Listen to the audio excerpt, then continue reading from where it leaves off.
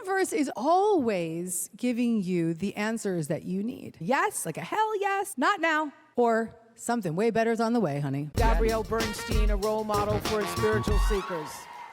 You guys are here and you're chasing your dreams. You're showing up. You're saying yes. You're saying yes to what you desire. And in that chase for our dreams, we start to build this momentum and we start to feel this swell of energy. And we show up to events like this and we start to get inspired and ignited. And we feel this force behind us. And we start to see invisible doors begin to open for us. And the universe starts to take the lead. But there's also a shadow side to chasing. Sometimes the things that we're chasing the most are the things that we're blocking the most. Does that sound right to you guys? So the secret to actually attracting your dreams and trusting that the universe is indeed guiding you towards those desires is sometimes to stop chasing and start allowing. And I'm really familiar with the chase, guys. I am very familiar with the chase. I spent half my life chasing. I spent half my life chasing the relationship, chasing the success, chasing the next client, just chasing. And that chase took me down some really dark corners in my life. It took me down a lot of addictive processes and a lot of addictive habits, addiction to drugs, addiction to love, addiction to cocaine. And that addiction brought me to my knees. And that addiction was a form of chasing. It was chasing something outside of myself so I did not have to face what was happening on the inside. And by the grace of God, 20 years ago, that addiction got so intense that I knew that the dreams that I genuinely wanted to chase were never going to manifest if I carried on the path that I was living. I remember being at an after-hours party. I was 25 years old. I was sitting in my studio apartment in New York City, and I lived on the ground floor, and there was like garbage cans outside the apartment. It was the classic New York City. And I was sitting in my apartment at 4 o'clock in the morning with a bunch of strangers, and we're hanging out, doing drugs. I have no idea who these people are, and I'm looking at this stack of self-help books next to my bed, and I'm pointing to the books, and I'm saying to these people, I'm gonna be a motivational speaker and a self-help book author.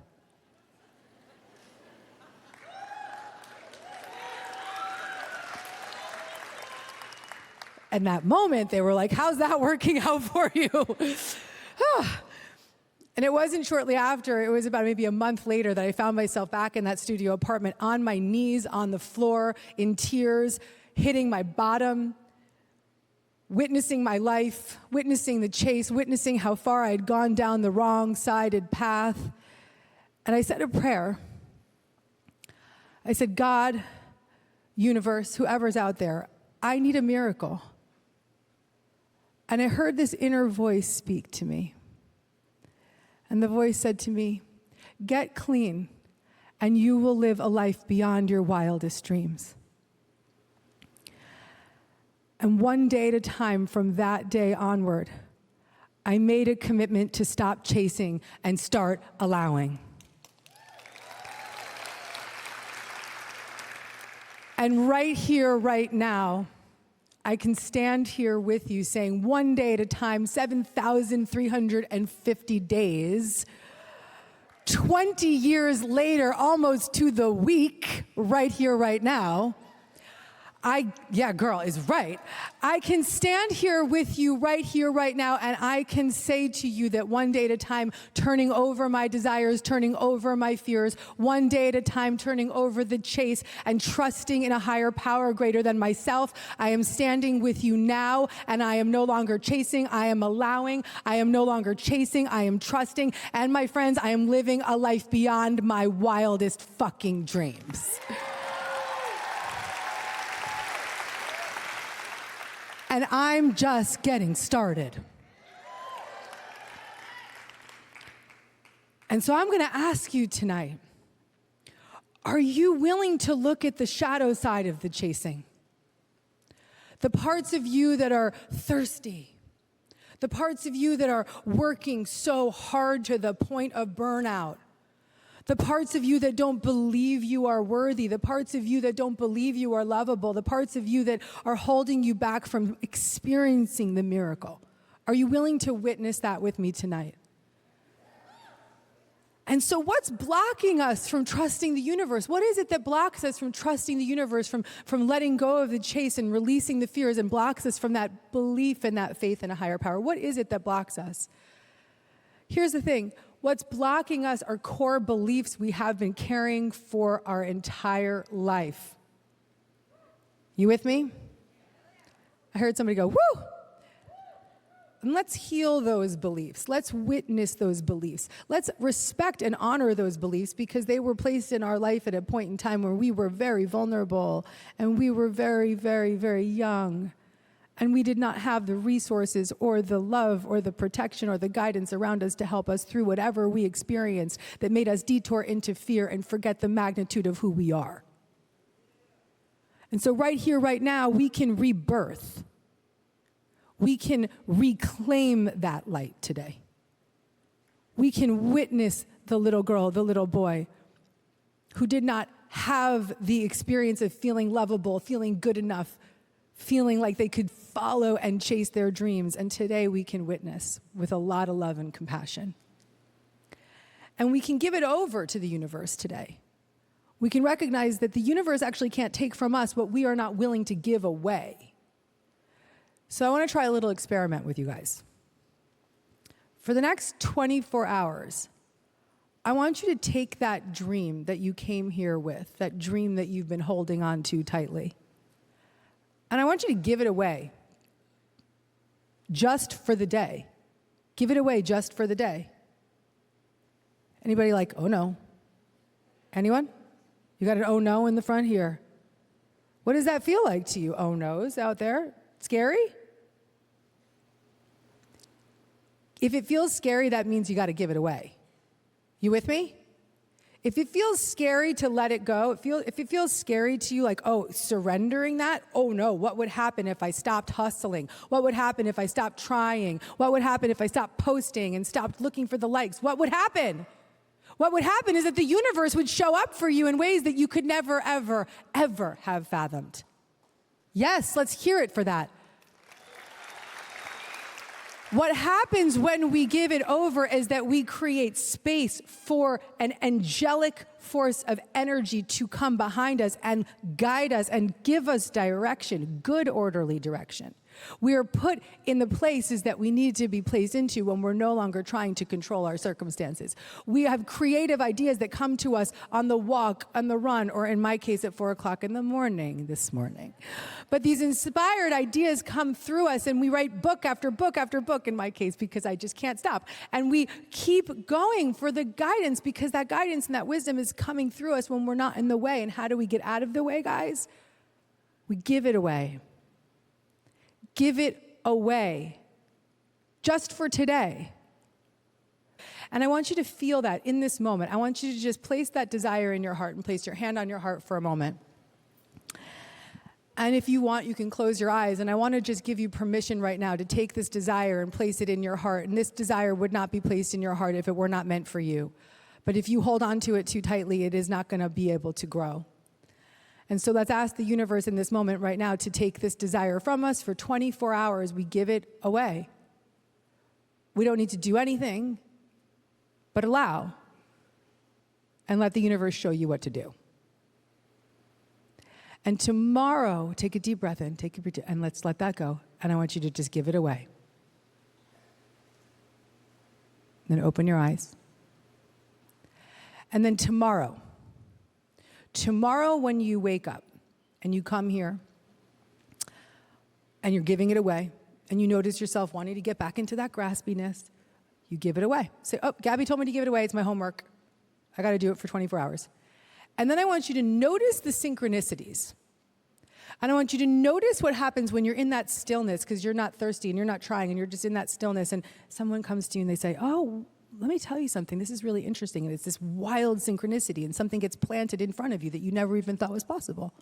And I want you to notice the grace and I want you to notice the ease and I want you to notice the feelings of serenity that pass over you. And then I want you to DM me on Instagram and tell me how it goes. And I'm going to be looking for it. Now, the universe is always giving us the guidance that we need. Always, always, always. And the thing is that we sometimes miss it because we're so in the flow of what we think we need. And have you ever noticed those times in your life where you just in the flow, you're having fun, you're hanging out, and then boom, the thing that you really wanted just starts to fall into your lap. So let's have more fun, guys. Let's have more fun. Let's have more fun.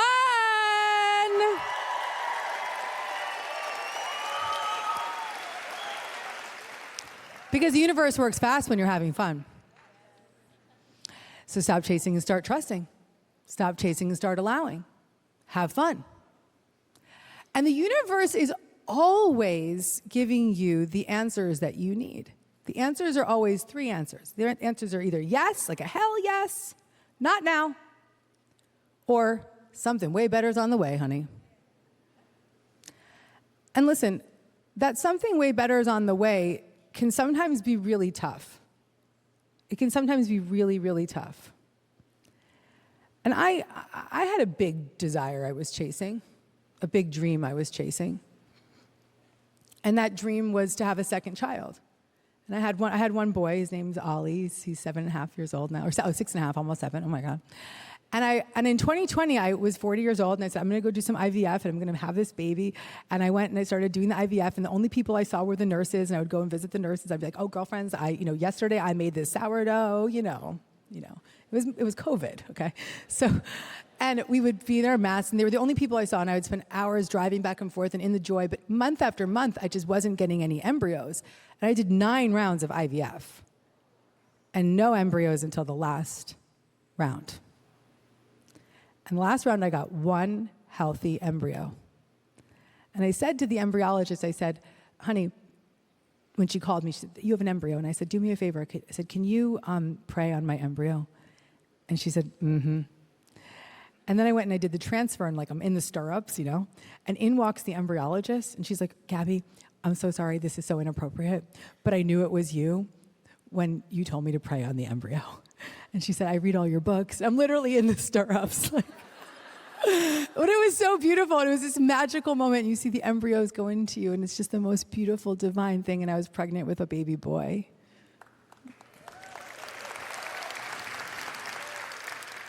And I carried that baby for 5.5 months. And in that time, my husband and I just kept saying, all you need is one. All you need is one. All you need is one. And he was our miracle embryo. And at the 20-week scan, I'm in the room, and the doctors start coming in. After they looked at the scan, and lots of doctors start coming in. And one of the doctors says, oh, do you have any other embryos? And I said, no. And my husband, under his breath, says, all you need is one. And that day, they let us know that my son, Owen, was not going to survive. He wasn't going to be able to survive. And he wasn't growing. And so I had to go through the journey of releasing this child and witness myself held in the faith that I've established for 2 decades. And I realized, oh, this is the moment that I've been training for. Can I still trust the universe, even when the thing I wanted so badly was taken from me? And as time went on, I started to heal, and I started to feel really good. And I started to notice my life was quite busy. And I have big dreams and big goals and big aspirations. And I've got this incredible little boy, Oliver, who requires so much love and so much attention. And I have this amazing husband who requires so much love and so much attention. And I've got this big life and lots of people that rely on me and work for me. And I realized pretty fast, and I looked at my husband and I said, honey, all we need is one. And there's no way I would have been able to know that if I hadn't had the courage to move through that pain and be the witness of the miracle that the universe presented me with, which was this beautiful divine soul who came into my body for 5.5 months to know what it was to be loved by me, and to give me this great blessing of recognizing that was the only way I was going to get there, was to exhaust all options and to recognize that all I need is one.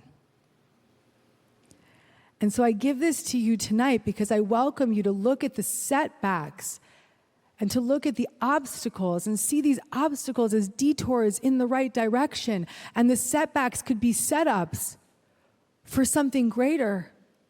Imagine if you witnessed your life in that way. Imagine if you witnessed your life and you started looking at the difficult moments in your life and you said, oh, well, you know what could that mean for me? I was talking to a girlfriend today and she was telling me all about how she and her partner, they broke up right before they were supposed to get engaged, and it was the most horrific thing in the world. And then they got back together and their love was so much stronger and the bond was so strong. And then during the fires, they lost their home. And they lost their home, but their bond was so strong when they got back together. And then they lived through that. And then they've been this journey of trying to conceive, and the baby wasn't coming. And now she's in this place where she feels such a strong relationship to this husband, and now the babies can come in. And so she can see, even in the witnessing of this terribly difficult 2.5 years this woman had, she can witness that this is exactly how it was meant to be, and here she is in this moment. And so I'm asking you, even in the most difficult moments, to witness these setbacks as opportunities, or witness even the most difficult moments in your life as a spiritual opportunity for deep inner growth and deep inner healing, an opportunity to get closer to a relationship, a spiritual relationship of your own understanding, and to strengthen your faith even more. It's when we hit our knees is when our faith can crack open and come through.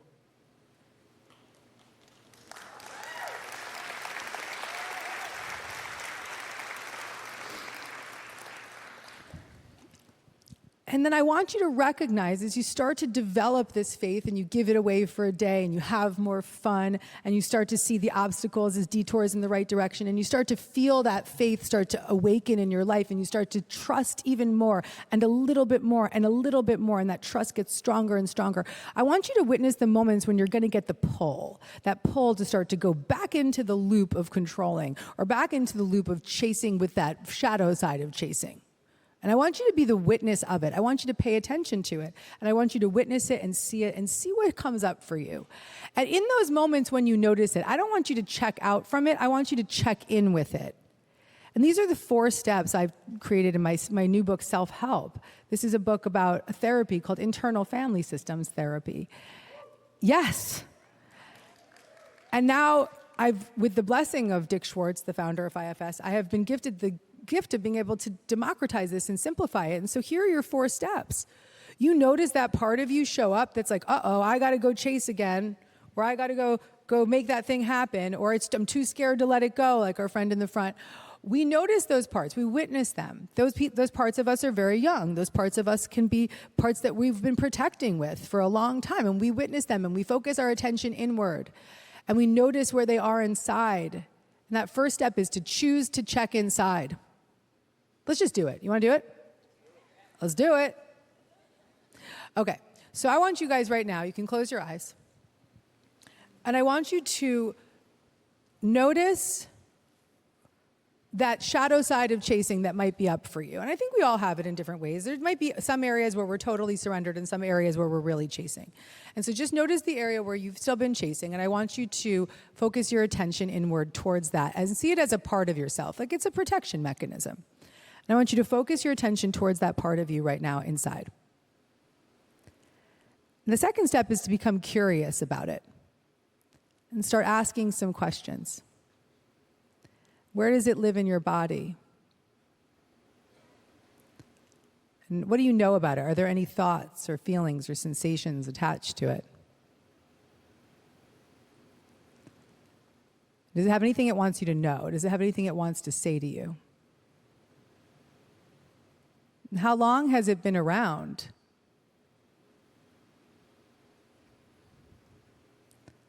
And now when you have a little bit of a connection to it, I want you to now just get a little bit closer inside, and I want you to ask this part of you, what do you need?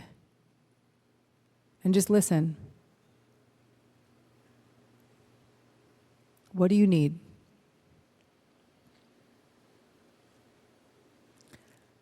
And now take a deep breath, and I want you to place your hand on your heart. And give this part of you some real gentle love and compassion in this moment, and breath. Breathe deeply into this part. Breathe in deeply. And then let it go. And one more deep breath in, and then just let it go. And let this part of you know that you'll check in with it when you notice it gets activated. And let it know that you're here. And let's just take one last deep breath in and let it go. And when you're ready, open your eyes.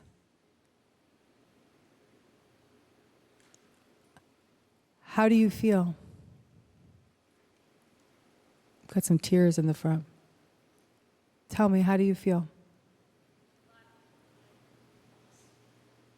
Lighter, peace, connected, calmer, seen, grounded, inspired. Do you feel compassion towards that part of you? Yes, very much so, people are saying. Do you feel clear about it? You have some clarity? Understood, yeah. Someone said they felt calmer. Self-love. That's what we're activating. We're activating what's called self with a capital S. This is why my book is called Self-Help. Because inside all of us is a resourced, undamaged, internal healer, an internal parent. It's the God within us. It's the spirit within us. It's the love within us. And it is called self with a capital S. And it is calm and compassionate and curious and courageous and confident and creative. And it is these energies, this energy of this compassion towards ourselves. And we all have access to it at all times. And so when you notice yourself checking out, I want you to remember, Gabby said I could check in instead. And choose to check in. Just choose to check in. Step 1, check in. Step 2, curiosity. Ask some questions. Where are you in my body? What do I know about you?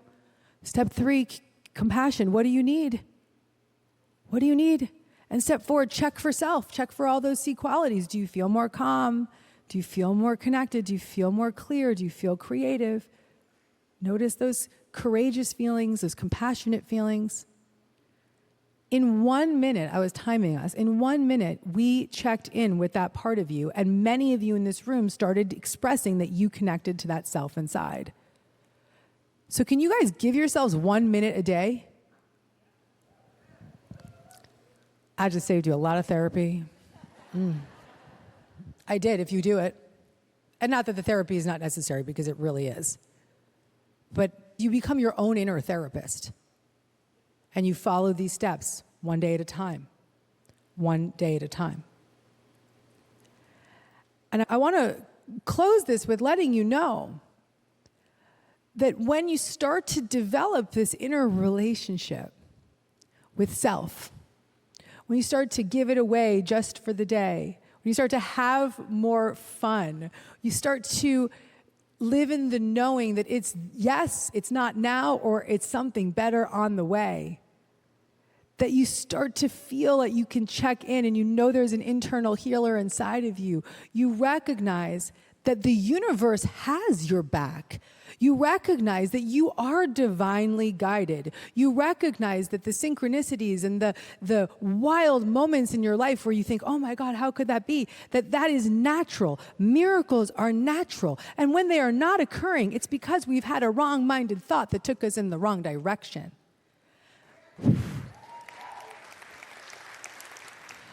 So when we reorganize our thinking and we reorganize our inner world and we turn it over one step at a time, one step at a time, one step at a time, one step at a time, the universe reveals to us dreams far beyond we could ever imagine. And we don't have to chase, my friends.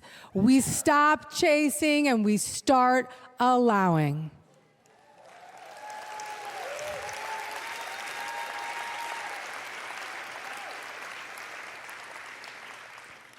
So I'm going to leave you with that. You got work to do. You've got an opportunity here to take these dreams and to give them away and to trust one day at a time that something far greater than you could ever imagine will be revealed. Thank you. If you like this video and you want to get more Gabby, check out the next one right over here.